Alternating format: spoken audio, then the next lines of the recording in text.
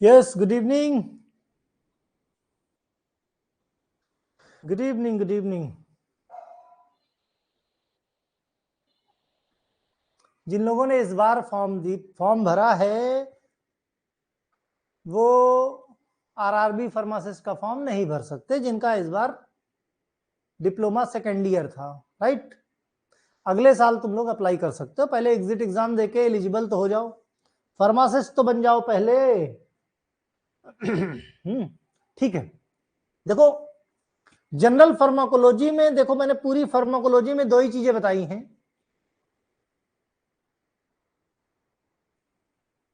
है ना।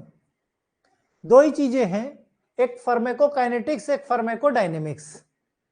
Yes, online classes, online copy checking तुम लोगों की हो रही, इसीलिए सरदर्द बहुत है आजकल। हेडक है यार, कॉपी मतलब ऑनलाइन चेक करना ज्यादा हेडक वाला, वो ज्यादा बढ़िया था। बस ऐसे करते जाओ, नंबर देते जाओ, करते जाओ, नंबर देते जाओ। इसमें हर पेज पे कमेंट देना, हर पेज पे नंबर देना। जिन लोगों ने लेकिन मोबाइल नंबर लिखा, उनके लिए स्थिति सामान्य नहीं है, उनके लिए कठोर कदम उठाए जा रहे हैं, है ना, ध्यान रहे। खैर, तो देखो, फार्माकोलॉजी में दो ही चीजें होती हैं,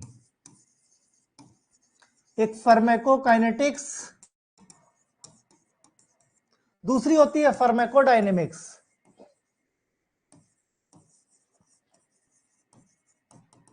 जिसने भी ये दोनों चीजें अच्छे से समझ ली, पूरी फार्माकोलॉजी के अंदर जितनी भी ड्रग्स पढ़ेंगे, जितनी भी कैटेगरी पढ़ेंगे, भाई फार्माकोलॉजी में क्या है, फार्माकोलॉजी में क्या होता है कि भाई किस तरीके से ड्रग आपकी बॉडी में गई, बॉडी ने ड्रग के अगेंस्ट में किस तरीके से रिएक्ट किया, फिर जो ड्रग है वो ड्रग आपके रिसेप्टर के साथ बाइंड करके किस तरीके का एक्शन दिखाती है। यही ओवरऑल पूरी फार्माकोलॉजी है ना, जिसकी वजह से बीमारी ठीक हो जाती है।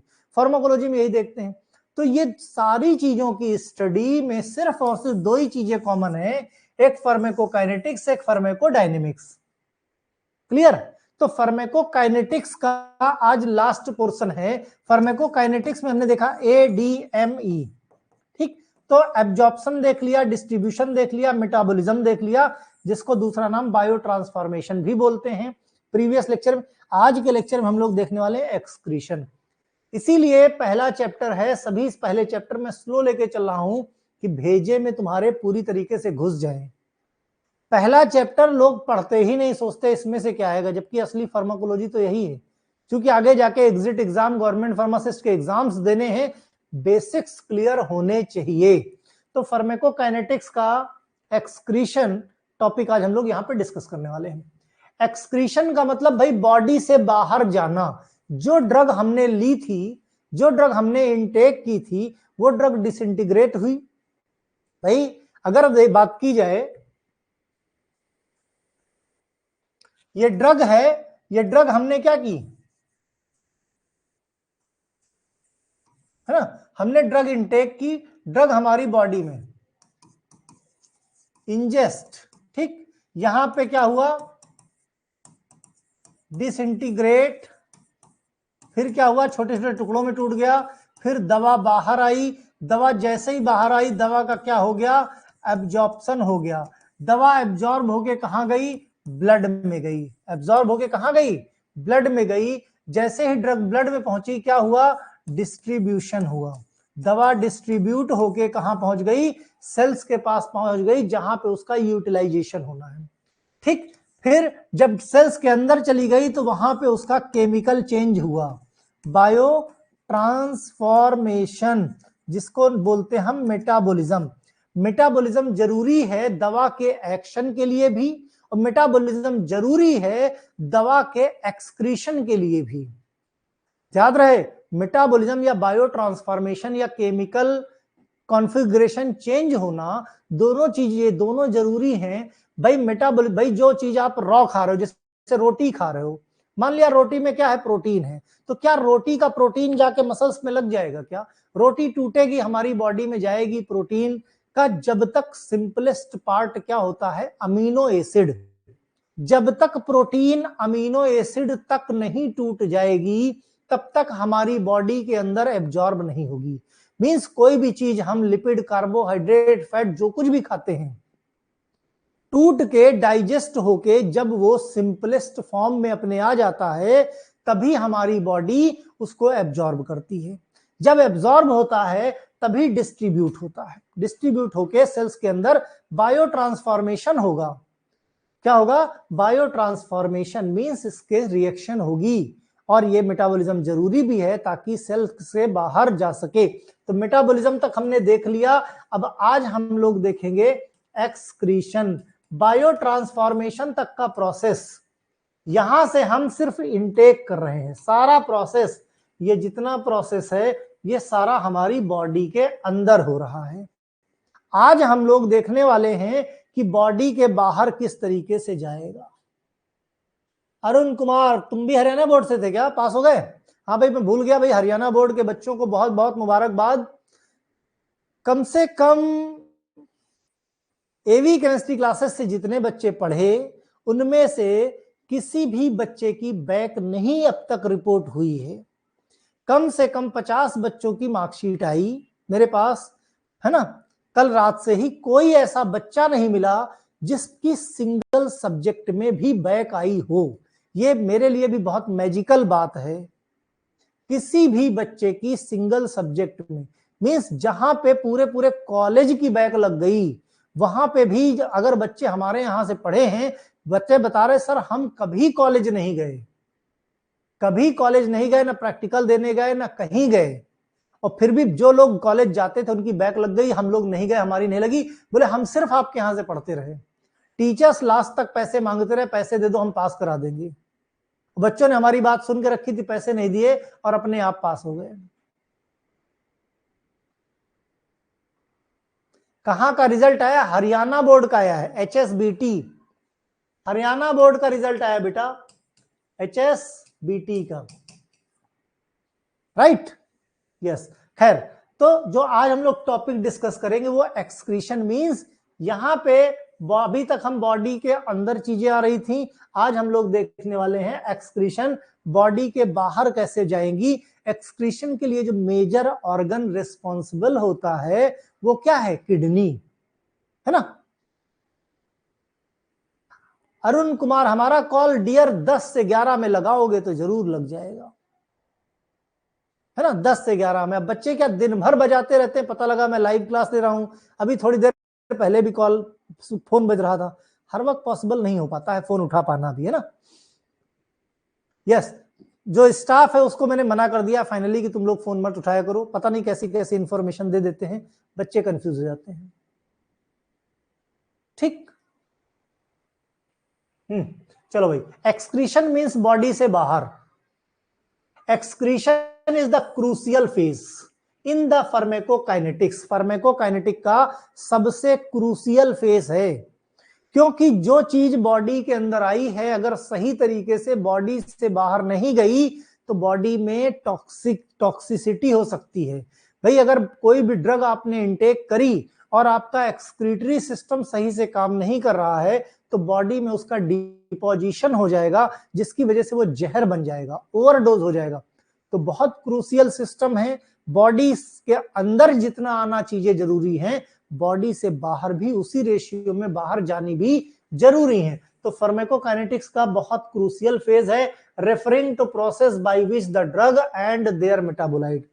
ड्रग और बायो ट्रांसफॉर्मेशन में उनके बने हुए metabolite eliminated from the body means हमारी बॉडी से बाहर जाने के प्रोसेस को बोलते हैं एक्सक्रीशन। ठीक है। Understanding this process is essential for optimizing the drug therapy and ensuring the proper drug clearance. जब तक ड्रग क्लियरेंस, यस देखो ब्रजेंद्र जो है हरियाणा बोर्ड से है, देखो ब्रजेंद्र आ गया।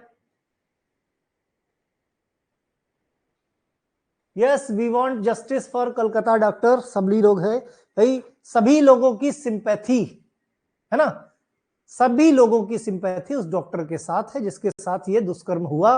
बिल्कुल निंदनीय है, बिल्कुल भी नहीं होना चाहिए। मींस ये एक कह सकते हो गंदी मानसिकता कह सकते हो ऐसे लोगों को, मींस कह सकते हो कि मतलब इनके लिए नियम कानून नहीं होना चाहिए। पकड़े जाने वाले लोगों को मेरा मानना यह है कि सीधा गोली नहीं मारनी चाहिए, ये तो बहुत छोटी चीज हो गई, सीधे जान ले ली। मतलब इतना ज्यादा तड़पा दो कि जीवन में किसी के काम के लायक न रहे, है ना। यस, ब्रजेंद्र से तुम लोग वाकिफ हो गए, हरियाणा बोर्ड के हैं, अक्सर मैं नाम लेता रहता हूं। और ब्रजेंद्र भी मेरा स्टेटस अक्सर फेसबुक पे लगाता रहता है बेस्ट टीचर का, है ना। ठीक, अब देखो ध्यान से। यस भाई, ड्रग का एक्सक्रीशन होना जरूरी है, एलिमिनेशन, मेटाबॉलिज्म प्लस एक्सक्रीशन दोनों चीजें जरूरी हैं, बॉडी में बाहर आएंगी। बिल्कुल ठीक।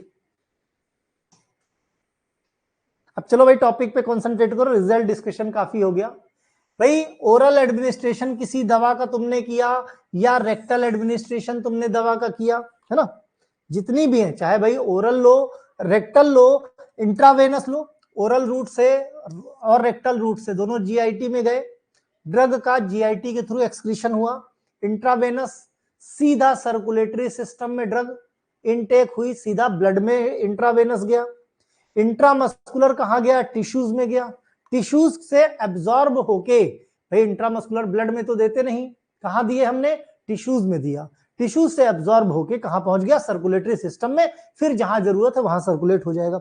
सबक्यूटेनियस भी हम कहां पे देते हैं, टिश्यूज में देते हैं, फिर वो सर्कुलेटरी सिस्टम में पहुंच जाता है ना, मेटाबॉलिक साइट से फिर वापस से जो भी वेस्ट मटेरियल है, सेल्स ने उसके जो मेटाबोलाइट बनाए, जो उसका इस बॉडी में इस्तेमाल में नहीं आए, उन सब का एक्सक्रीशन, तो चाहे ओरल रूट से हो, चाहे रेक्टल रूट से हो, चाहे आईवी रूट से हो, चाहे इंट्रामस्कुलर हो, चाहे सबक्यूटेनियस हो, किसी भी रूट से बॉडी के अंदर जो भी चीजें जाएंगी वो इस्तेमाल होके बचा हुआ प्रोडक्ट बॉडी से बाहर जाएगा।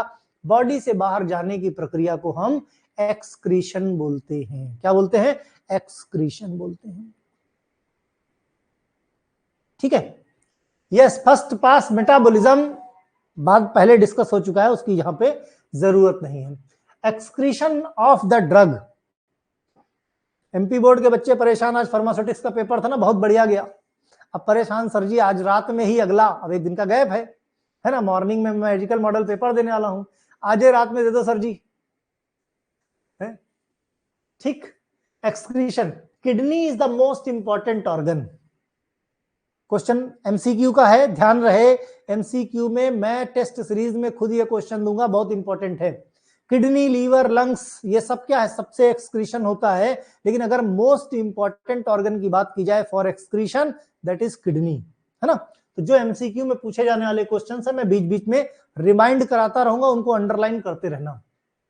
ड्रग और देयर मेटाबोलाइट्स, है ना, some compounds are also excreted via bile, कुछ कंपाउंड्स बाइल के थ्रू एक्सक्रीट होते हैं, कुछ मेटाबोलाइट, कुछ स्वेटिंग के थ्रू पसीना आता है, कुछ सलाइवा के थ्रू, कुछ हम जब एक्सेल करते हैं, है ना, मिल्क सिक्रीशन, मदर जब फीड कराती हैं, later possible source are unwanted exposure of nursing infants, है ना। तो ये सारे एक्सक्रीशन के रास्ते होते हैं, स्किन से भी हो सकता है, एक्सेलेशन से भी होता है, बाइल से भी होता है, सलाइवा से भी एक्सक्रीशन होता है, लेकिन अगर बात की जाए मोस्ट इंपॉर्टेंट ऑर्गन की, तो most important organ is kidney. Main organ excretion के लिए कोई भी पूछे तो that is kidney, right. Drug excretion में इन्वॉल्व्स वन और more of the following process, जैसे excretion is defined as the process whereby drug metabolites are irreversibly transfer from internal to external। कहने का मतलब जो excretion का प्रोसेस है वो irreversible है, बदला नहीं जा सकता। कहने का मतलब बॉडी के इंटरनल एटमॉस्फेयर से एक बार बाहर के एटमॉस्फेयर में चला गया तो वापस बॉडी के अंदर नहीं आएगा, है ना। इररिवर्सिबल है, कहने का मतलब एक बार तुमने सुसु कर दी तो सुसु वापस थोड़ी जाएगी, एक बार पॉटी कर दी तो पॉटी वापस थोड़ी जाएगी। इस प्रोसेस को क्या बोलते हैं, इररिवर्सिबल प्रोसेस, मींस वो प्रोसेस वापस पलटेगा नहीं, ठीक है। नर्सिंग इन्फेंट का मतलब जो छोटे बच्चे होते हैं, जो जैसे एनआईसीयू वगैरह होते हैं ना, छोटे बच्चे होते हैं ना, ठीक। Yes, internal to external environment through the renal या नॉन रेनल रूट। बॉडी से पसीना निकल गया तो वापस थोड़ी ना चिपक जाएगा। Excretion along with the metabolism, tissue redistribution important.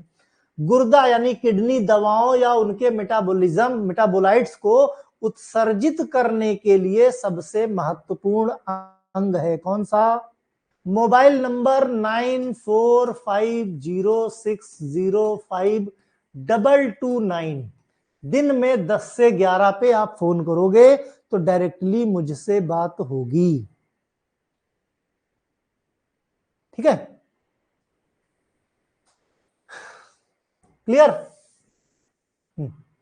महत्वपूर्ण अंग है। कुछ यौगिक जैसे पित्त से यानी बाइल, पसीना, लार, सांसों के द्वारा या दूध के माध्यम से। भाई दूध के माध्यम से जैसे कोई मदर फीड करा रही है, मदर फीड करा रही तो कहोगे उसमें काहे का एक्सक्रीशन है ना, सिंपल सा। लेकिन होता क्या है, इसीलिए कहा जाता है जब आप फार्माकोलॉजी आगे पढ़ोगे तो आपके टॉपिक में कॉन्ट्रा इंडिकेशन भी है कि किन कंडीशन में दवाएं नहीं दी जा सकती, है ना। तो कॉन्ट्रा इंडिकेशन में अगर कोई भी फीमेल प्रेग्नेंट है तो दवा देने में के पहले डॉक्टर से कंसल्टेशन जरूरी है। कोई फीडिंग मदर है तो भी कंसल्टेशन बहुत जरूरी है ना। मतलब अगर किसी ने कोई दवा खाई, कोई एंटीबायोटिक मदर ने खाई या कोई भी दवा खाई XYZ, तो जाहिर सी बात है वो जब मिल्क फीड करेगा बच्चा तो मिल्क के साथ उसके अंदर भी वो दवा जा सकती है। इसीलिए जो फीडिंग मदर्स होती हैं वहां पे दवाएं बहुत ध्यान से, बहुत सोच समझ डॉक्टर की कंसल्टेशन से ही दी जाती हैं। क्लियर? अधिक प्रक्रियाओं में शामिल होता है। उत्सर्जन को परिभाषित किया जाता है जैसे कि प्रक्रिया है जिसके माध्यम से जो दवाएं और या मेटाबॉलिज्म आंतरिक वातावरण से बाहरी वातावरण में जब चली जाती हैं तो वो वापस रिवर्स नहीं हो सकती है, वापस रिवर्स नहीं हो सकती हैं, है ना। IM का फर्स्ट पास मेटाबॉलिज्म नहीं होता बेटा। हाँ, टाइप ऑफ एलिमिनेशन काइनेटिक्स। अब जो एलिमिनेशन या एक्सक्रीशन बॉडी से बाहर होता है इसके बिहाफ पे दो काइनेटिक्स हैं। ये भी क्वेश्चन कभी कभी पूछ लेते हैं। टाइप्स ऑफ काइनेटिक्स, एक फर्स्ट ऑर्डर काइनेटिक्स, एक second order zero order kinetics. मैंने कई बार इसके MCQ करवाए हैं, जो पुराने बच्चे होंगे उनको आइडिया होगा। फर्स्ट ऑर्डर काइनेटिक्स का मतलब क्या होता है? First order kinetics directly proportional होता है काहे के? कंसंट्रेशन के। हमारी बॉडी में अगर वेस्ट मटेरियल ज्यादा भरा है, हमारी बॉडी में जितना ज्यादा वेस्ट मटेरियल होगा उतना तेजी से एक्सक्रीशन होगा। इसको बोलते हैं फर्स्ट ऑर्डर काइनेटिक्स। दूसरी बात होती है हमारी बॉडी में चाहे जितना ज्यादा वेस्ट मटेरियल हो, जो एक्सक्रीशन होगा वो कांस्टेंट रेट से होगा, मतलब कंसंट्रेशन इंडिपेंडेंट। बोले तो जीरो ऑर्डर काइनेटिक्स। समझते हैं बात को? First order kinetics, elimination constant percentage और fraction of the drug per unit time. For most of drug elimination occurs the rate directly proportional to concentration of drug. Directly proportional to concentration of drug means drug की concentration जितनी ज्यादा होगी उतनी तेजी से rate of excretion होगा। Rate of excretion होगा मतलब जितना ज्यादा ड्रग होगा उतना तेजी से बॉडी से बाहर जाएगा। इसको बोलते हैं फर्स्ट ऑर्डर काइनेटिक्स। कहने का मतलब higher the drug concentration, higher the elimination rate. Clear? Higher the concentration of drug, higher the elimination rate. Clear है? ठीक। कहने का मतलब simple, more drug in the body faster it is removed, है ना, फास्टली इट इज रिमूव्ड। तो जितनी ज्यादा ड्रग बॉडी के अंदर होगी उतनी तेजी से रिमूव होगी, जैसे फर्स्ट ऑर्डर काइनेटिक्स। लेकिन कुछ ड्रग्स हैं जो इंडिपेंडेंट होती हैं, मींस जीरो ऑर्डर काइनेटिक्स को फॉलो करती हैं। मतलब कंसंट्रेशन चाहे जितनी ज्यादा ड्रग की हो वो अपने कांस्टेंट रेट से ही बॉडी से बाहर जाती हैं। ठीक। Zero order kinetics means elimination constant quantity of drug per unit time independent of the concentration of drug. Means drug की कॉन्सेंट्रेशन चाहे जितनी ज्यादा हो वो अपने कांस्टेंट रेट से ही एलिमिनेट होंगी। ऐसे काइनेटिक्स को हम जीरो ऑर्डर काइनेटिक्स बोलते हैं। याद रहे, fill in the blanks, multiple choice question, short note, सब कुछ पूछा जाता है। फर्स्ट ऑर्डर काइनेटिक्स क्या है? Zero order kinetics. Zero order kinetics में कंसंट्रेशन पे डिपेंडेंसी नहीं होती। फर्स्ट ऑर्डर काइनेटिक्स में कंसंट्रेशन के डायरेक्टली प्रोपोर्शनल होता है रेट ऑफ एक्सक्रीशन या रेट ऑफ एलिमिनेशन। जैसे जीरो ऑर्डर काइनेटिक्स कुछ ड्रग हैं जैसे एस्प्रिन, इथेनॉल, फेनिटोइन, ये ड्रग हैं जो कि डोजेस वेरी लार्ज क्वांटिटी में होती हैं, वेरी ज्यादा लार्ज क्वांटिटी में होती हैं, लेकिन इनका रेट ऑफ एक्सक्रीशन कांस्टेंट होता है। वो चाहे जितना लार्ज क्या डबल हो जाए फर्क नहीं पड़ता। इसमें कंफ्यूजन था, अब क्लियर हो गया, वेरी गुड, है ना। Zero order kinetics is also known as saturable dose. Rate of drug elimination constant irrespective drug concentration, है ना। रेट ऑफ एलिमिनेशन कांस्टेंट है, कोई फर्क नहीं पड़ता ड्रग की कंसंट्रेशन चाहे जितनी हो, है ना, उसको बोलते zero order. Means zero, zero से मतलब कंसंट्रेशन से मतलब ही नहीं, तुम कितनी ज्यादा ड्रग क्यों न ले लो, बॉडी से बाहर ड्रग एक कांस्टेंट रेट में ही जाएगी। इसी को बोलते जीरो ऑर्डर काइनेटिक्स। ठीक, प्रथम क्रम काइनेटिक्स और शून्य क्रम काइनेटिक्स, फर्स्ट ऑर्डर और जीरो ऑर्डर काइनेटिक्स हिंदी में है। क्लियरेंस, है ना, एक्सक्रीशन को हम क्लियरेंस भी बोलते हैं। और टोटल क्लियरेंस की जब बात करते हैं तो बॉडी में कहां कहां से क्लियरेंस होगा?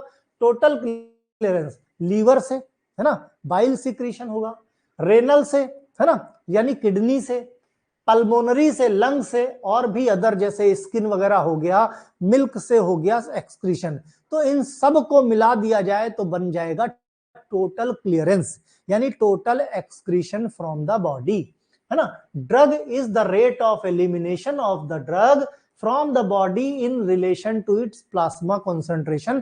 प्लाज्मा कॉन्सेंट्रेशन बोले तो हमने आप लोगों को बायो अवेलेबिलिटी में बताया था, मिनिमम इफेक्टिव कॉन्सेंट्रेशन और मैक्सिमम सेफ कॉन्सेंट्रेशन। कोई भी दवाई खाते हो तो दवाई प्लाज्मा कॉन्सेंट्रेशन में जब तक सेफ लेवल पे है, यहां पे है, एरिया अंडर कर्व में है, तब तक दवा असर करेगी, है ना। उसके बाद क्या होगा? बॉडी से क्लियरेंस हो जाएगा, बॉडी से बाहर निकल जाएगी। तो बॉडी से बाहर निकलने के कई सारे रास्ते हैं। तो अगर कोई टोटल क्लियरेंस पूछेगा तो आपको हिसाब लगाना पड़ेगा कितनी लीवर से मेटाबोलाइज होके एक्सक्रीट हुई, कितनी रेनल के थ्रू यानी यूरिन के थ्रू बाहर गई, कितनी स्किन के थ्रू गई, कितनी सलाइवा के थ्रू गई, कितनी बाइल के थ्रू गई, कितनी पल्मोनरी यानी सांस के थ्रू बाहर गया। उन सबको जोड़ दोगे तो टोटल क्लियरेंस आपको निकल के आ जाएगा।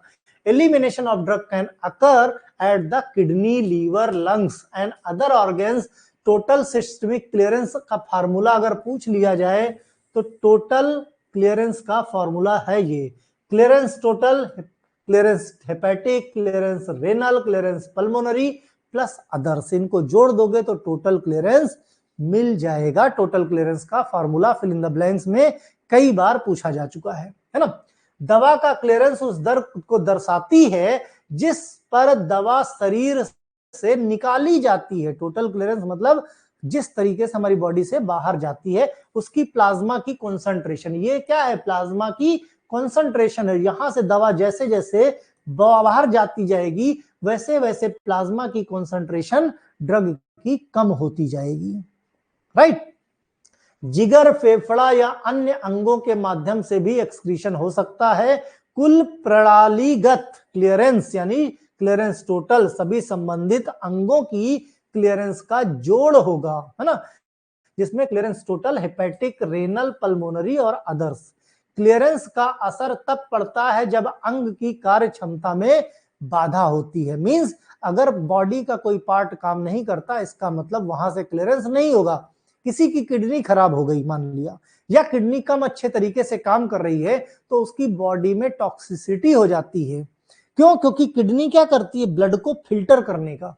भाई हमारी बॉडी में छन्नी लगी है, भाई हम कुछ बहुत कुछ खाते हैं, बहुत कुछ हमारे ब्लड में पहुंचता जाता है, तो जाहिर सी बात अगर ब्लड को छाना नहीं जाएगा तो ब्लड में गंदगी हो जाएगी। तो ब्लड छानने के लिए मींस भाई चाय क्यों छानते हो? या आटा क्यों चालते हो? क्योंकि अनवांटेड चीजें ऊपर रह जाए।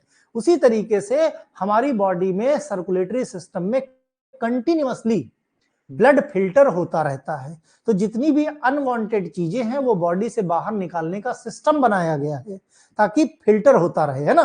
तो फिल्टर होके जो भी अनवांटेड चीजें हैं वो बॉडी से बाहर निकाल दी जाएंगी, उसको बोलेंगे एक्सक्रीशन। अगर मान लिया किडनी सिस्टम सही तरीके से काम नहीं कर रहा है तो फिर क्या होगा? वो जो फिल्ट्रेशन मैकेनिज्म है, ड्रग को, हमारे ब्लड को जो साफ करने का मैकेनिज्म है वो खराब हो जाएगा।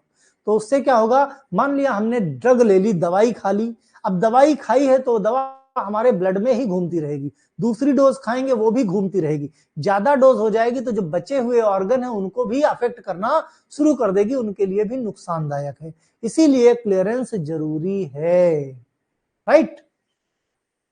ठीक है, तो एक्सक्रीशन के लिए main kidney, lungs, skin, intestine, bile, milk और सलाइवा ये जिम्मेदार है। ठीक है, एक्सक्रीशन। अच्छा, मिल्क से कुछ पॉइंट है, ये नोट कर लो, ये पूछ लिए जाते हैं कभी कभी फिल इन द ब्लैंक्स में, मैं टॉपिक के साथ ही कवर करता चलता हूं।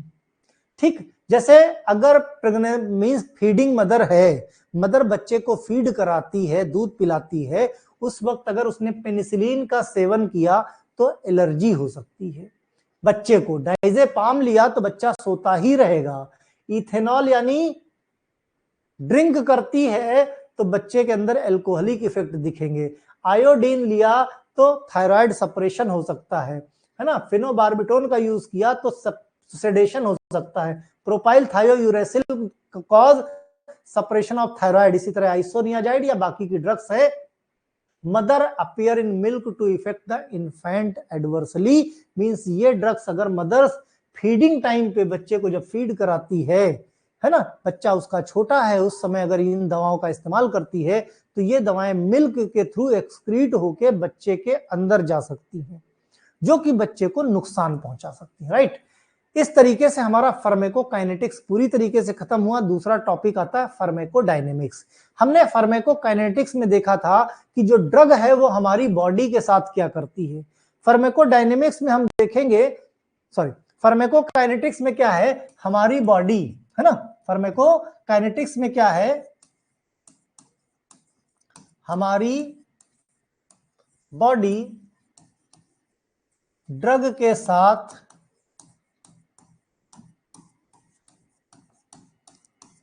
क्या करती है ना।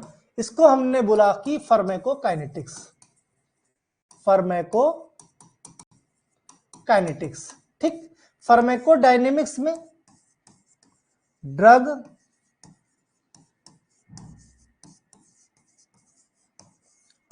हमारी बॉडी के साथ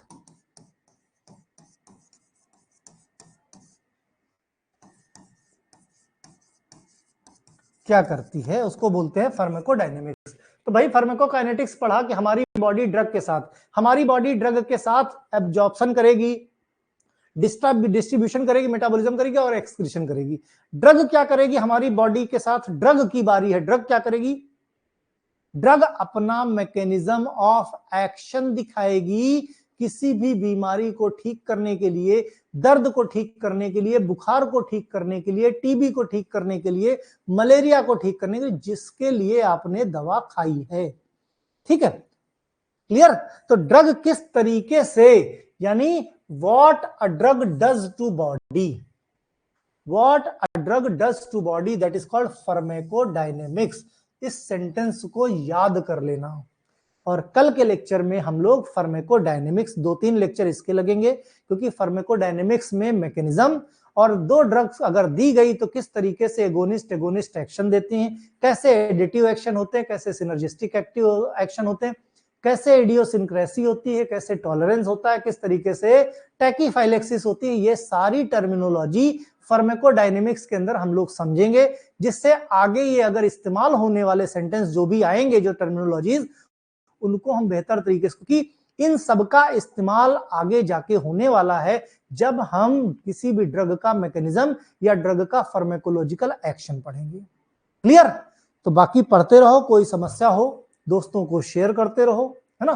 कुछ समस्या हो तो 10 से 11 में मुझसे फोन पे बात कर सकते हो। तुम लोगों का रिजल्ट सितंबर के लास्ट में ही आएगा, उसके पहले कोई भी उम्मीद नहीं है। देखो इस बार सिस्टम बड़ा अच्छा है, हम लोग सीधा हर पेज, इस बार नंबर जोड़ना मींस कह सकते हो कि स्क्रूटनी का सिस्टम खत्म हो जाएगा। स्क्रूटनी में क्या होता था, नंबर दूसरा टीचर जाके जोड़ता था, अब जरूरत ही नहीं है, सॉफ्टवेयर है उसमें, नंबर हर पेज पे हमने डाल दिया, हर क्वेश्चन में ऑटोमेटिक जब हम सबमिट करते तो नंबर अपने आप चढ़ भी जाते। मींस ये कह सकते हो जिस दिन कॉपी चेक हुई खत्म, उसके दूसरे दिन भी ये लोग चाहे तो रिजल्ट दे सकते हैं। ठीक है, नहीं सना तुम लोग आरआरबी फार्मासिस्ट का फॉर्म नहीं फिल कर सकते, अगले साल भर सकते हो, अगले साल। ठीक, झारखंड का रोशनी अभी कोई अपडेट नहीं है डियर। ओके, पढ़ते रहो। एग्जिट एग्जाम तुम्हारा अक्टूबर स्टार्ट में दिया था, सुनाई पड़ रहा है अक्टूबर लास्ट में होगा। ठीक, चलो भाई बाय।